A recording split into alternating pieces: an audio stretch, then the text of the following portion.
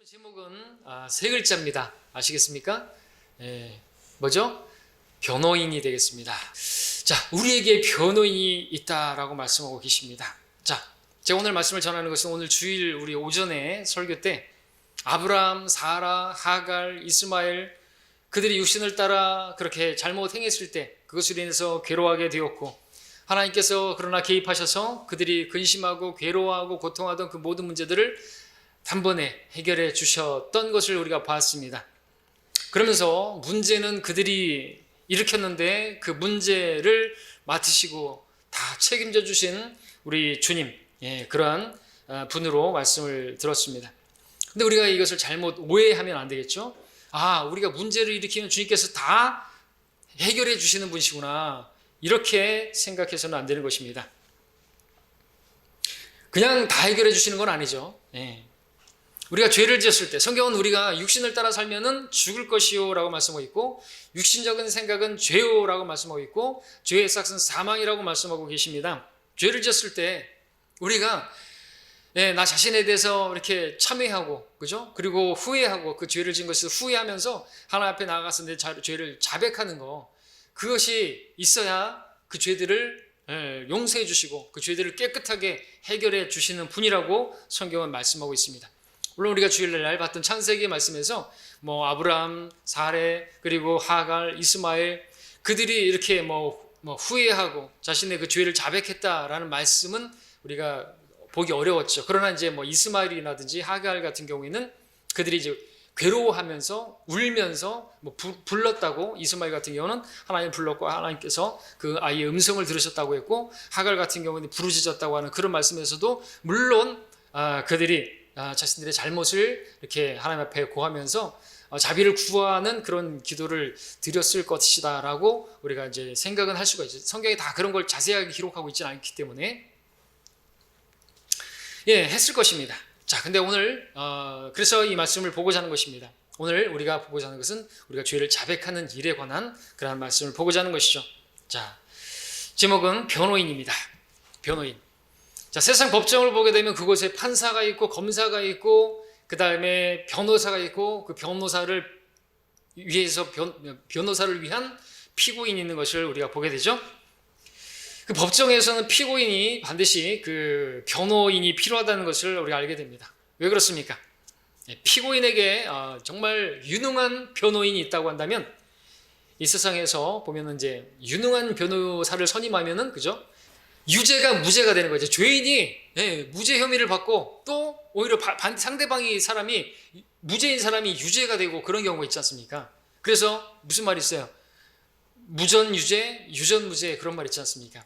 그런 더러운 세상이 이 세상이라는 것이죠. 자, 근데 이와 똑같지는 않지만 우리에게도 이와 같은 변호인이 있다는 것이 놀라운 것이죠. 분명히 유죄인데 무죄로 바뀌어요. 우리가 그분을 선임하기만 하면, 그 변호인을 우리가 의뢰하기만 하면 우리의 유죄가 무죄로 바뀐다니까요. 맞습니까? 세상은 그걸 이해하지 못하죠. 어떻게 예수님 믿으면 어떻게 죄인이 의인이 되냐, 그죠? 어떻게 우리가 죄를 자백하면 그 죄가 없어지고 깨끗하게 되고 그렇게 되느냐, 이제 그렇게 사람들은 이해를 못하지만 성경은 그렇게 말하고 있어요. 근데 거꾸로 말하고 있습니다. 야, 세상에서도 그렇게 그런 변호인을 통해서 너희들도 유죄가 무죄가 되고 그러지 않느냐, 그렇게 말할 수 있지 않습니까? 그와 내용은 다르지만 성경에 보니까 그것을 말씀하고 있다는 것이죠. 아무리 많은 죄를 지은 죄인이라 할지라도 그분을 중보자로, 그분을 변호인으로 삼으면 그 모든 죄들이 다 지워지고 용서받게 되어지고 하나님의 자녀로 될 수 있다고 말씀하고 있단 말이죠. 자, 우리의 변호인은 사기꾼이 아니십니다. 의로우신 분이고 신실하신 분이시고 진실하신 분이십니다. 그런데 그분께서 변호인으로 계시는 것입니다. 우리 변호인은 세상의 그 어떤 변호인하고 비교할 수 없는 유능한 변호인이시고, 그분께 맡기기만 하면요, 모든 거의 100% 승소하는 것이에요. 어떤 죄인이라도 나가면은 다 그 죄들이 없어지고 의롭게 되어지고 자유롭게 나갈 수가 있는 것이죠. 그 법정을 나갈 수가 있단 말이죠. 또 놀라운 사실은 이 유능한 변호인을 선임하는데 돈이 하나도 안 된다는 거예요. 세상에는 유능한 변호인을 선임하려면 돈 많이 들죠. 국선 변호사는 돈 안 들지만 우리 주님은 국선 변호사 같은 그런 무능한 변호사, 무능하다고 말하면 안 되나요? 하여튼 그런 변호사도 아닌데 유능하신데도 불구하고 돈이 안 들는, 사실 돈을 주고 살 수 없는 변호인이시죠. 예, 돈 없이 값 없이 변호인을 우리가 선임할 수 있고 그분께 맡기기만 하면 100% 그 죄들이 다 해결되어지고 자유롭게 우리가 나갈 수가 있다는 것이죠. 바로 그분은 우리 주 예수 그리스도이십니다. 자, 먼저 그분은 우리의 변호인이시기 전에 먼저 우리가 과거에 그분을 이제 변호인으로 선임했던 것처럼 세상 모든 죄인들을 위한 변호인이시죠. 여러분 요한일서 2장 2절을 보시면 읽지 않은 2장 2절에 그는 우리의 죄들을 위한 화목 제물이시니 우리뿐만 아니라 온 세상의 죄들을 위한 것이니라 그랬습니다. 예, 온 세상의 죄인들을, 우리가 이미 이제 그분을 변호인으로 삼았지 않습니까?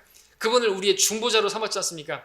디모데전서 2장 5절에서 하나님은 한 분이시오, 하나님과 사람 사이의 중보자도 한 분이시니 그 사람이신 그리스도 예수시라 그랬습니다. 그분께서 우리의 중보자로, 그분을 나의 변호인으로, 그죠? 이렇게 삼았기 때문에 우리가 구원을 받았고, 구원받지 않은 저 사람들에게도 여전히 주님께서는 변호인으로 계시는 거예요. 그러니까 그들이 예수님께 나오기만 하면 주님께서 변호해 주시는 거예요. 어떤 죄인이라 할지라도 뭐 지존파니 막가파니 어떤 무슨 뭐 엠번방에 누구죠? 조주빈이든 조두수든이든 누구도 다 주님 앞에 나오면 의롭게 되어질 수가 있는 것이죠. 물론 이것도 세상은 이해를 못하죠.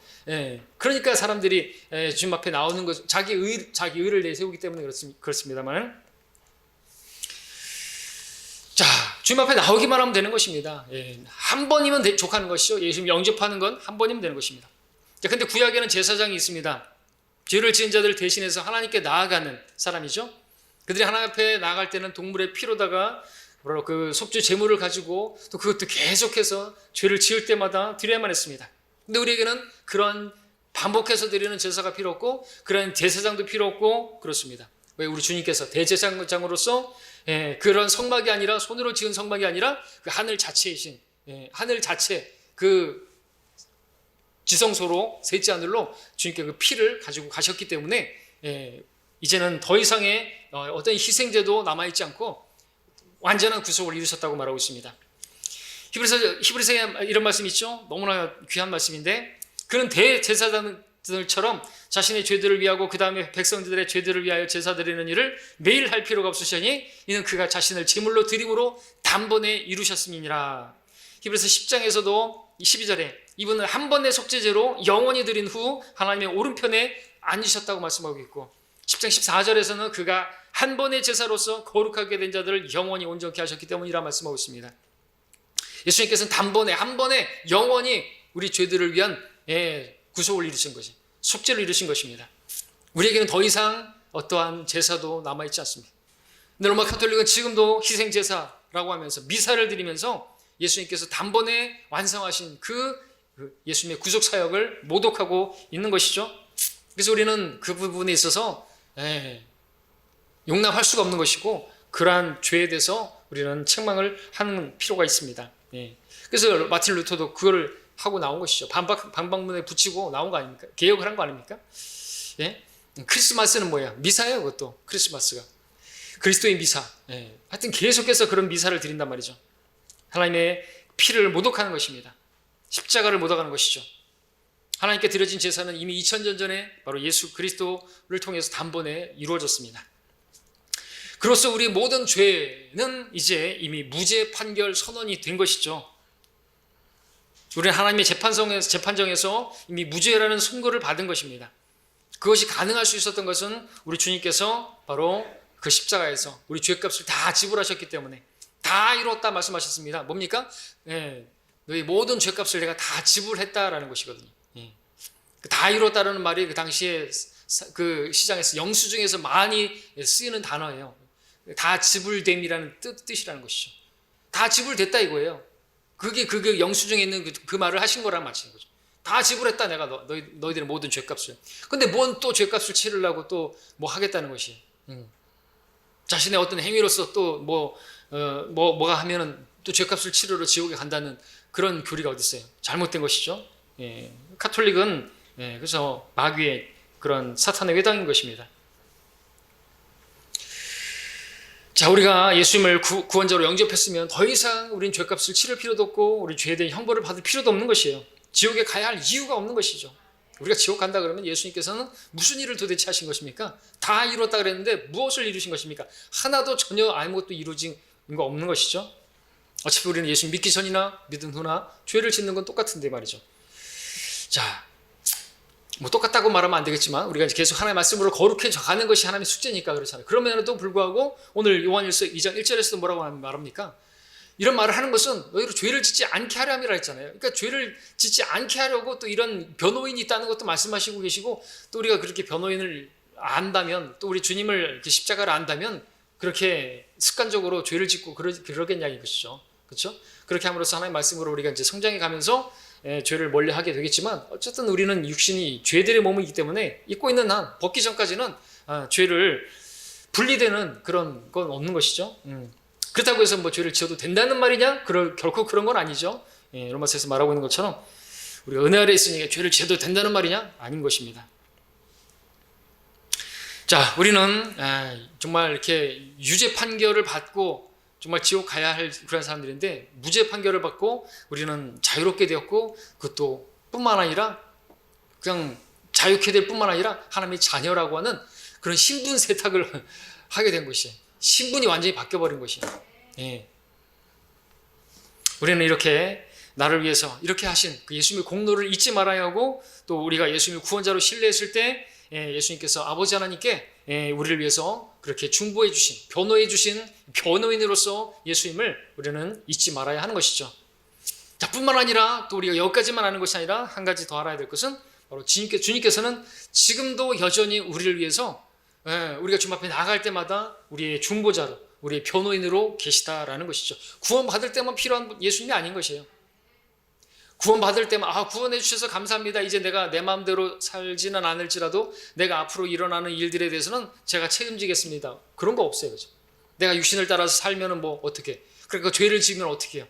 내가 스스로 뭐 고행이라도 할게요. 뭐 카톨릭처럼 그렇게 해결되는 게 아닌 것이에요. 기도문을 몇 번 외우고 뭐 로사요를 몇 번 돌리고 뭐 그러면은 뭐 죄가 해결되고 다 행위잖아요. 그렇게 해결되는 거 아니거든요. 여전히 우리는 예수님께 나아가야 되는 것입니다. 나아가기만 하면 그렇게 죄가 깨끗하게 되는 것이죠. 자백하면 용서가 되는 것이죠. 여전히 우리는 그 예수님이 필요한 것입니다. 히브리서 9장 24절에서 이는 그리스도께서 실물의 모형인 손으로 만든 성소에 들어가지 아니하시고 바로 그 하늘 자체에 들어가셔서 우리를 위하여 하나님 면전에 지금 나타나 계시기 때문이라 말씀하고 있습니다.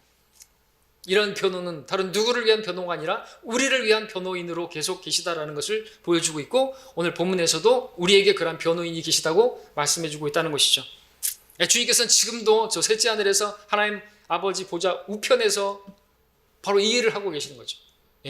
우리를 위해서 중보자로 계시는 것입니다. 또 죄인들이 주님 앞에 나오게 되면은 예수님을 구주로 영접하면 아버지, 저가 나의 구속 사역을 받아들였습니다. 내가 저를 자신의 죄를 위해서 죽었다는 걸 믿었습니다. 나를 구세주로 받아들였습니다. 나를 구세주로 삼았습니다. 구원해 주셔야 됩니다. 그러면은 해가지고 이제 되는 것이죠. 이름이 기록되어지고 하나님의 자녀가 되어지고 그렇게 되는 것입니다. 자, 잠시 하늘 법정에서 벌어지는 이 일을 한번 머릿속으로 그려보시길 바랍니다. 시나리오를 한번 보십시오. 자, 그 일은 세상의 법정에서 일어나는 일과 같지는 않지만 유사한 점이 많이 있습니다. 자, 하늘 법정에도 판사가 있고 또 검사가 있고 또 변호인이 있고 또 피고인이 있습니다. 자, 이 같은 그림을 우리가 욥기에서 볼 수가 있는데, 먼저는 욥기 2장 1절에서 2절에서 하루는 또 하나님의 아들들이 와서 주 앞에 섰고 사탄도 그들 가운데 와서 주 앞에 섰더라. 주께서 사탄에게 말씀하시기를 네가 어디에서 왔느냐 하시니 사탄이 주께 대답하여 말씀드리기를 땅에서 여기저기 위아래 두루 다니다가 왔나이다. 자, 이렇게 말했습니다. 땅에서, 얼스, 지구를 위아래 두루 다니다 왔는데 무슨 관광하다 온 것처럼 그렇게 말을 하지만 마귀는 거짓말의 아비죠. 뭐 하다가 온 것이죠? 땅에서 욥을 유위해서 봤던 것이죠. 그리고 책잡기 위해서, 고소하기 위해서. 3절에서 주께서 사탄에게 말씀하시기를 너는 내 종 욥을 유위에서 봤느냐? 위에서 본 거 아시는 거죠.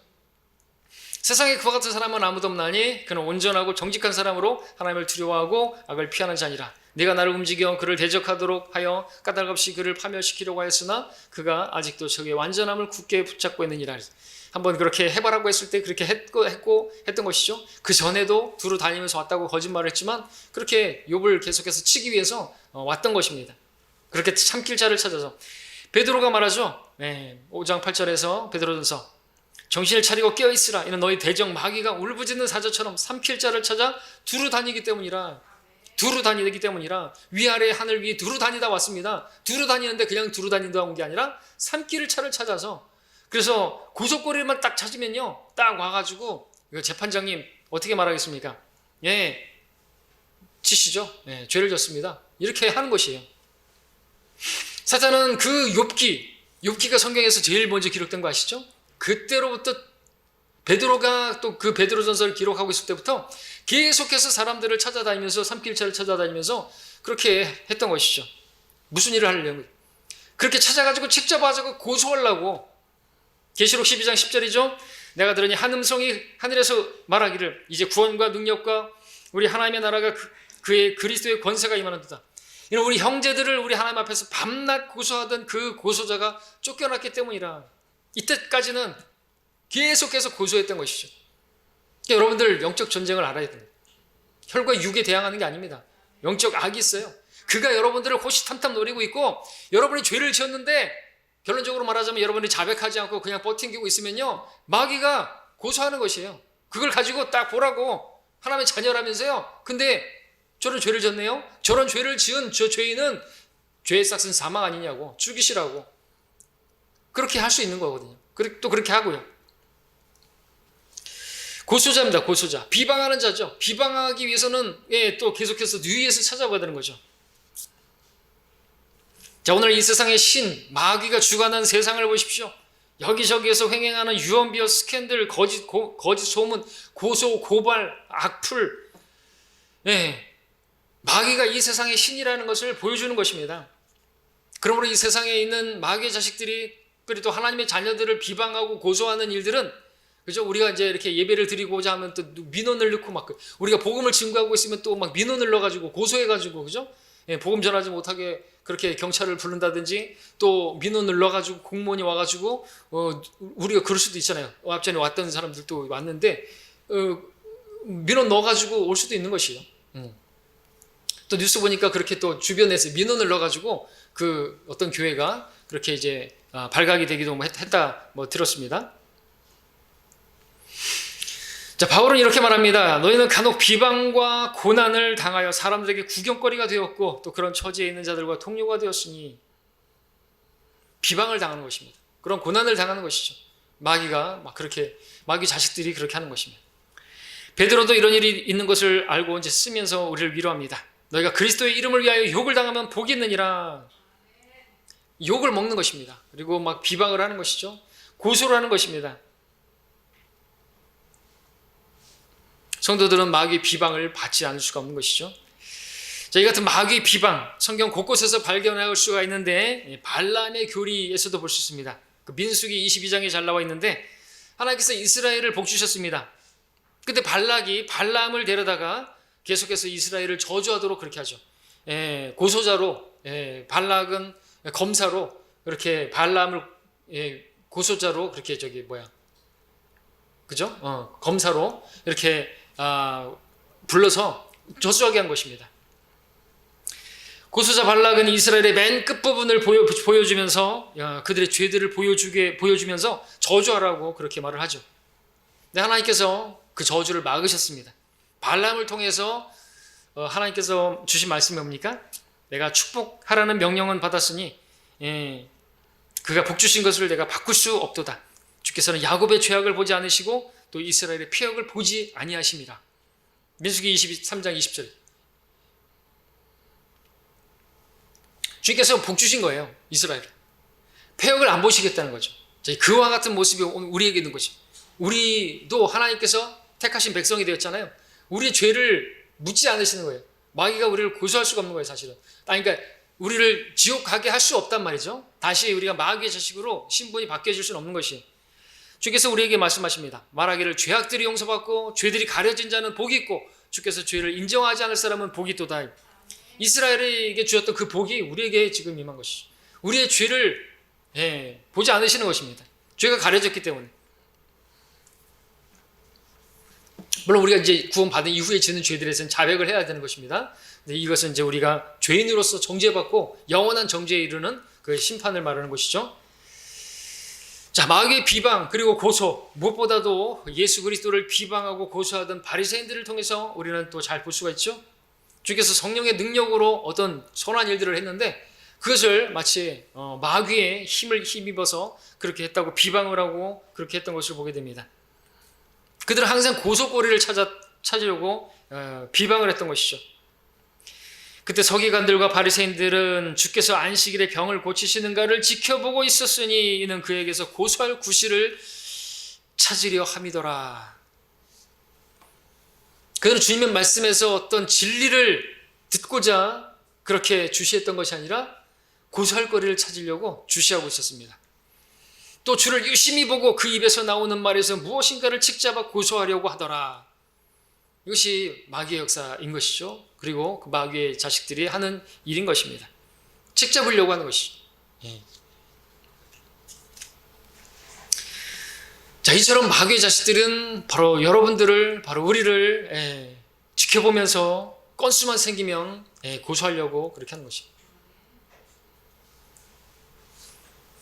자, 물론 마귀는 거짓말쟁이라서 우리를 거짓 고소합니다. 물론 그런 거짓 고소는 재판장이신 하나님께 받아들여지지도 않겠죠. 그런데 우리가 실제로 죄를 짓게 되면은 이제 상황은 달라지는 것입니다. 그럴 때면은 고소자 마귀는 검사로서 재판장이신 하나님께 고소하게 되는 것이죠. 이런 식으로 고소하겠죠. 아, 공의로우시고 정의로우신 하나님이시여, 재판장이시여, 지금 저 성도가 죄를 졌습니다. 벌하십시오. 제가 징계의 막대기로 저에게 내려가겠습니다. 마귀는 광야에서 예수님을 시험했을 때처럼 말씀을 인용하면서 그렇게 하나님께 고소할 것입니다. 기록되었으되 죄의 싹은 사망이니 육신을 따라 살면 죽을 것이나 라고 했으니 저가 육신을 따라서 저런 죄를 졌으니 죽이셔야 됩니다. 제가 치러 가겠습니다. 저를 보내주십시오. 나를 보내소서. 그럼 하나님께서 어떻게 하실까요? 하나님께서 우리를 사랑하셔서 우리를 자비 베푸시고 우리에게 은혜를 베푸시기를 원하시지만 하나님의 말씀을 근거로 가지고 나오는 그 마귀의 고소를 묵살할 수가 없는 것이에요. 왜? 진리 있으신 분이 있기 때문에 그렇게 하라고 할 수밖에 없는 것이죠. 이런 그림을 또 우리가 다니엘서에서 봤죠. 다니엘을 비방하면서 고소하려고 하던 자들이 있었습니다. 다리오 왕에게. 그들이 계략을 꾸몄죠. 어떤 칙령을 만들어서 기도 금지 30일 동안 기도하면은 사자굴에 던져놓는 법을 만들었습니다. 결국 그 법에 걸려들어서 사자굴에 던져지게 되었는데 당시 다리오 왕은 이 다니엘을 어떻게든지 살려주려고 했었습니다. 그런데 고소자들이 그때 뭐라 그랬습니까? 오 왕이여, 메대인들과 페르시안들의 법을 아소서, 왕께서 제정하신 칙령과 법규는 변경될 수 없나이다. 이 고소자들이 했던 말이라는 것이죠. 그러니까 우리가 죄를 지었을 때 하나님 앞에, 하나님께서 고소자인 마귀 앞에서 어찌할 수가 없는 것이에요. 우리를 사랑하시기 때문에 어떻게든 용서해 주고 싶은데 마귀가 성경을 들이대면서 아니 똑같은 죄를 지은 저 죄인들에 대해서는 심판하시고 그렇게 하시면서 왜 저 사람들을 봐주냐고, 형평성에 어긋나는 정의로우신 분이 그렇게 하면 안 된다고, 법대로 하시라고. 그러면 하나님은 어쩔 수가 없는 것이. 그로 인해서 우리가 어려움을 당할 수 있고, 우리가 어떤 물질적인 손해를 당할 수 있고, 건강상의 어려움을 당할 수도 있고, 우리 자녀를 잃는 어떤 아픔을 당할 수도 있고, 아내를 잃어버릴 수가 있다는 거죠. 누구의 경우처럼? 욥의 경우처럼 그렇게 되고 있어요. 근데 물론 이제 욥 같은 경우에는 이제 그런 경우 죄를 지어서 그런 건 아니었죠.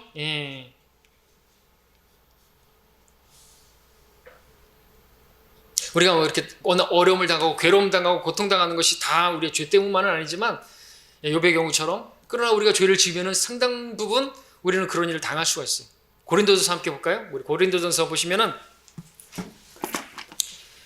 성도들의 그 잘못으로 인해서 잘못된 육신을 따라 행했을 때 성도들이 마귀에 의해서 당한 것이에요. 그죠? 11장을 봅니다.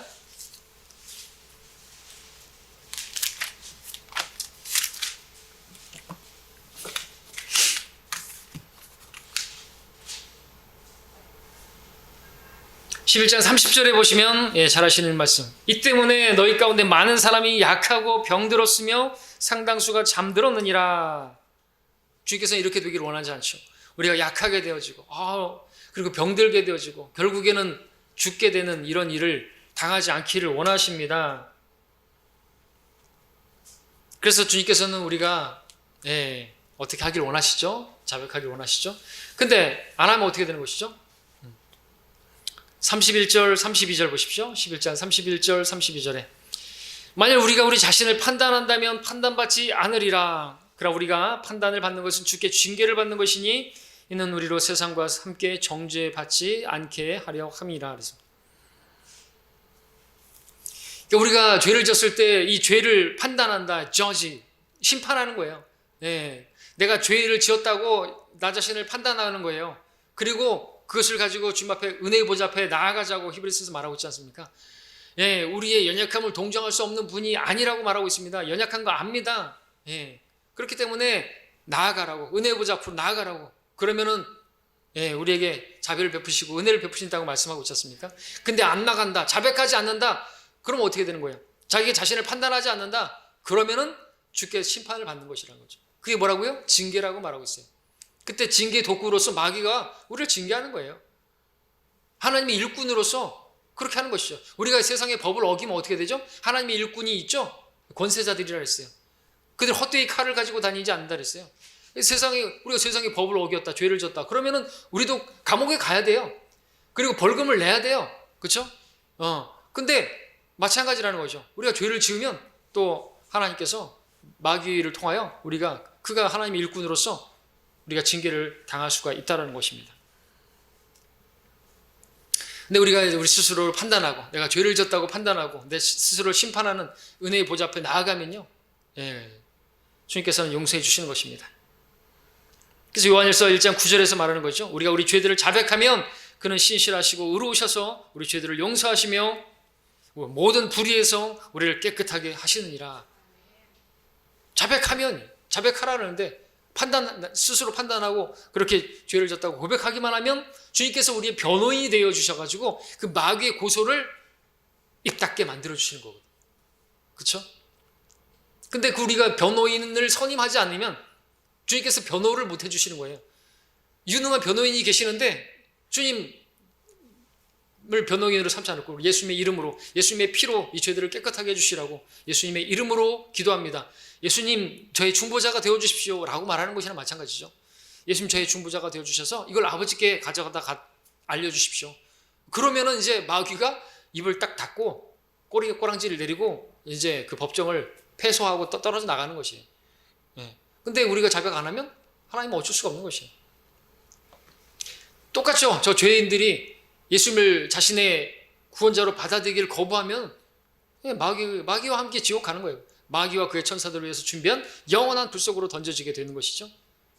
변호인이 계신데 선임을 안 하네요. 그러면 이제 지옥 가는 거죠. 심판받고. 우리에게도 여전히 변호인이 계신데 그분 앞에 안 나가네요. 그 변호인을 삼지 않네요. 자백하지 않네요. 그럼 어떻게 해요? 징계 당하는 거죠. 고린도 교회 성도들처럼 육신을 따라 살다가 그렇게 심판을 받는 것입니다. 그러나 그 하갈처럼, 그죠? 이스마엘처럼 그 고통 가운데 부르짖잖아요. 자비를 베풀어 달라고, 그죠? 물을 달라고 했었든지 우리가 창세기에서 봤던 것처럼 그렇게 했고, 또 이제 아브라함도 분명히 자기가 육신을 따라서 하나님의 약속을 불신하고 그렇게 아내의 말을 듣고 한 것에 대해서 아마 처절하게 후회하고 그랬을 것이. 그러니까 하나님께서 그 가운데 개입하시고 근심하지 말라고, 영어로는 이제 슬퍼하지 말라고, 몹시 슬퍼, 큰 근심이 몹시 슬퍼하는 것이죠. 자기 자신에 대해서 깊이 뉘우치고 후회하는 모습이잖아요. 그렇죠? 세상의 슬픔이 아니라 하나님께 하는 그 슬픔으로 하면은 이제 하나님께서 개입해 주시는 것이죠. 자백한 거죠. 그렇기 때문에 우리는 죄를 지었을 때 그분을 의뢰함으로써 우리 죄들을 자백해야 하는 것입니다. 죄를 지었을 때 성장했다는 게 뭐예요? 즉시로 자백하는 거예요. 성장한 사람일수록 자기가 죄를 지은 것을 즉시로 자백하죠. 근데 즉시로 못했다 할지라도 적어도 밤에 잠자리에 들기 전에는 자백을 해야 되는 것이죠. 하루를 돌아보고 나를 판단하는 것이요. 내가 하루 동안에 하나님 거슬러서 죄를 지은 게 없나? 내가 부모님에게 불순종한 죄가 없나? 부모님에게 내가 대적한 죄가 없나? 내가 형제 자매들에 대해서 비방한 죄가 없나? 사랑하라 그랬는데 사랑하지 않은 죄가 없나? 그거부터 해가지고 돌아보고 자백해야 되는 거지. 발을 씻듯이.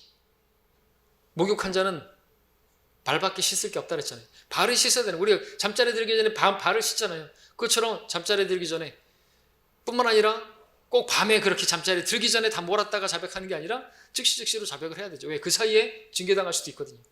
마귀가 칠 수 있잖아요. 이게 마귀와의 전쟁이에요. 왜 우리가 괴로워하고 고통하고 어떤 손해를 당하고 그런 일들을 있을 수 있단 말이죠. 하늘에서 일어나는 전쟁입니다. 육기에서 보았던 것처럼. 그에 의해서 욥에 의해서 사탄에 의해서 그렇게 막 자식들이 잃어버려지고 막 했지만 그 죄 때문은 아니었지만 우리는 그 하늘의 법정을 보게 되는 것입니다. 자, 근데 이제 설교를 마무리하기 앞서서 하나 말씀을 드리지 않을 수 없는 것은 우리에게 변호인이신 예수 그리스도가 계시다고 해서 그분을 무시해서는 안 된다라는 것입니다. 어떻게 하면 그분을 무시하는 것이 됩니까? 자, 그것은 우리가 아무리 우리에게 유능한 변호인이 계시다고 해서 우리가 자백만 하면 다 용서된다고 해서 어떻게 하면 안 되죠? 약 좋다고 남용하면 안 되듯이 예수님을 그렇게 우리가 이렇게 함부로 죄를 짓고 또 자백하고 그거를 밥 먹듯이 남용해서는 안 돼요. 그거는 은혜를 또 모욕하는 것이죠. 그렇죠? 우리가 이렇게 은혜의 보좌가 있다고 해가지고 우리가 이런 은혜 아래 있다고 해서 죄를 마음대로 져도 되는 것입니까? 아닌 것이죠. 근데 여러분 세상을 보게 되면은 큰 기업이라든지 어떤 거대 어떤 그런 그 범죄 조직들의 공통점이 있는데 그들에게는 유능한 변호인이 있다는 것이죠. 그래서 그 유능한 변호인의 변호를 통해서 보호받으면서 법망을 피해갖고 지능적으로 그렇게 죄를 저지른다는 것이죠. 근데 우리에게 이런 일이 있어서는 안 되는 것이죠. 변호인이 있다고 해서 그 주님의 변호를 절대로 악용해서는 안 되겠죠. 우리가 죄를 지었을 때 그분을 선임하는 것은 당연히 해야 되겠지만 주님의 변호를 악용해서는 안 된다는 것입니다. 마무리하겠습니다. 누가복음 22장 31절에서는 주님께서 베드로에게 말씀하셨습니다. 시몬아 시몬아 보라 사탄이 너희를 밀처럼 키질하려고 찾았느니라 말씀하고 있습니다. 사탄은 그리스도인들을 키질하듯이 계속해서 까부리는 것이죠. 계속해서 예의주시하고 유의해보고 있습니다. 칙잡으려고 비방하려고 고소하려고 그렇게 하는 것이죠. 자, 그러나 그때 우리 변호인이신 예수 그리스도 우리가 죄를 지었을 때 그분을 의뢰하기만 하면 우리에게 완벽한 변호인으로서 변호해 주시는 분이 계십니다. 우리에게는 그 누구도 갖지 못한 이러한 변호인이 있는 것입니다. 이 변호인께서 우리의 구원을 완전히 보장하셨고 우리 죄들을 깨끗하게 하시고 우리가 자백하면 눈보다도 더 깨끗하게 완전하게 해주시는 분이십니다. 그러므로 우리 모든 그 육신을 따라서 우리가 잘못 행했다 할지라도 여러분들 연약함을 아시고 동정하시는 분 그분 앞에 나아가시기 바랍니다. 그렇게 나아가시면 주님께서 여러분을 변호해 주시고 나아가지 않으면 마귀가 우리에게 달려들 것이 마귀를 대적하는 유일한 방법이라고도 말할 수가 있겠죠. 그분을 의뢰하는 것입니다. 그분을 신뢰하는 것입니다. 그분의 이름을 부르는 것이죠. 도와달라고 내가 죄를 졌는데 이 죄를 용서해 주시라고 예수님 이름으로 기도합니다. 이렇게 선임하시기를 바랍니다. 그러면은 마귀의 정죄로부터 우리는 자유롭게 되어지고 또 어떠한 괴로움과 고통을 당하는 일에 있어서 우리는 안전하게 되는 것입니다. 그럼 우리가 되기를 바랍니다.